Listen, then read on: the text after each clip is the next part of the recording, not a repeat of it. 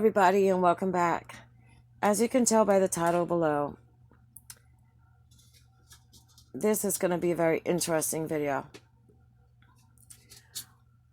The first thing that the doctors taught me when they put me back together after having my nervous breakdown at 22 because of the human trafficking and the sexual abuse that I had endured since the age of 3 was to say yuck foo. However, the first letters of each word were inverted. But because this is a platform where children can stumble upon videos, I'm trying to keep it child friendly. I remember I had to go to court once. It was a civil matter, and I had never represented myself. I didn't know what I was doing. My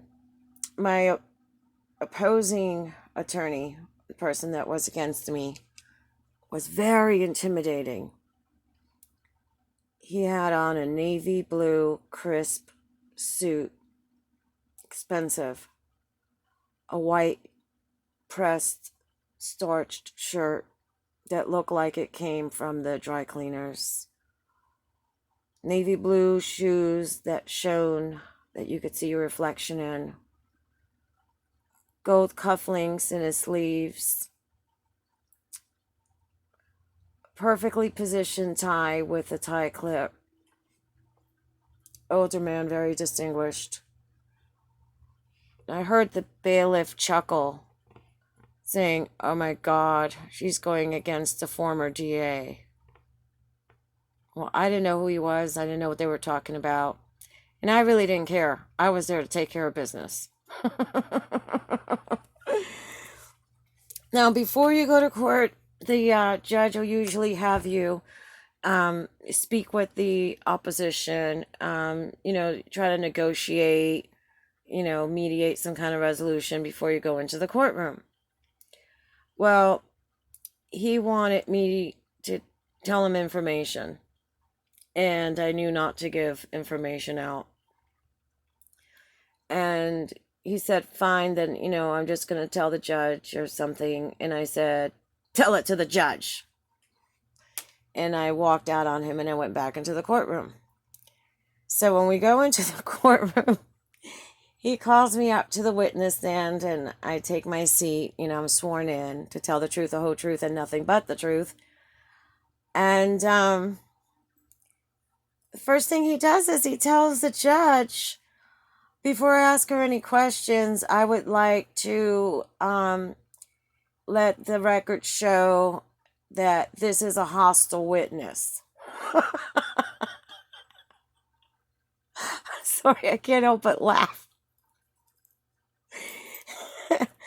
And I screamed, "Objection!" The judge spun around in her chair. She was startled. She didn't realize something like that would come.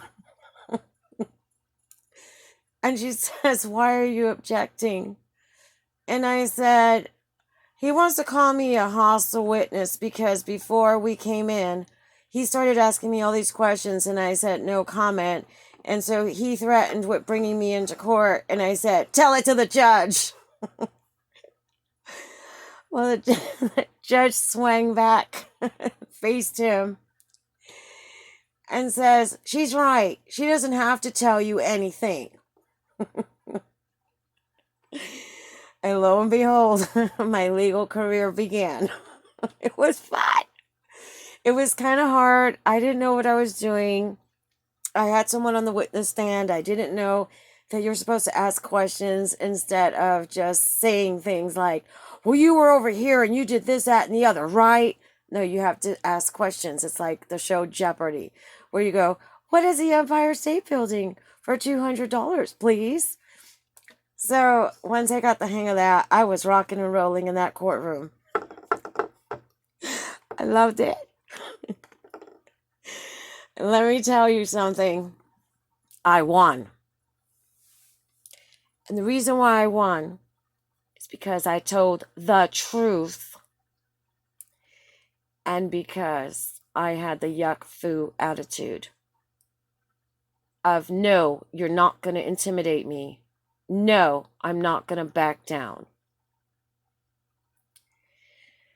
Years later, I saw that attorney, and I had gotten a job with another law firm as a paralegal, part-time, freelance, and I had gotten into law school.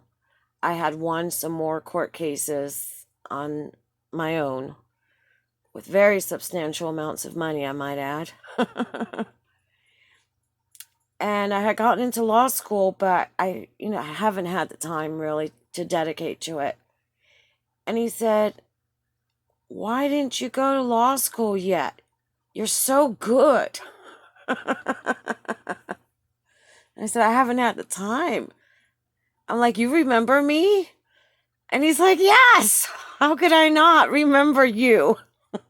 He said, you were good. And you weren't afraid. And you told the truth. And that's when I kind of figured out this man wasn't a bad person, because he'd been a DA. He was just someone that was, paid to go in there and do a lawsuit. But when it comes to court, it's about doing things the right way. There's certain protocol and steps you have to take. So I was like so proud that this man remembered me and actually thought really good because of his position and his stature and his experience. Don't ever be afraid to speak the truth. And don't ever be afraid to have that attitude of yuck foo. Now, I know there's some concerns out there about keeping a flag out. My flag is up. Biden has flags. Kamala has flags. My flag is out. I'm an American. And that's my flag. And this is my country. However, my flag is flying at half-mast as a sign of mourning for every victim of human trafficking, dead or alive, that has had their lives destroyed because Donald Trump refused to drain the swamp, knowing each of the swamp members by name, and by betraying America. Because he didn't have the guts to say yuck foo and tell the truth. Be you. Be the truth. And have that yuck foo attitude. Because that's what gets you out of things. And refuse to ever be silenced with the truth. So go ahead and give it a thumbs up. Subscribe if you haven't. Comment down below. And share this. Share the information that I'm giving you. So that there will be not one more victim of human trafficking. Thank you.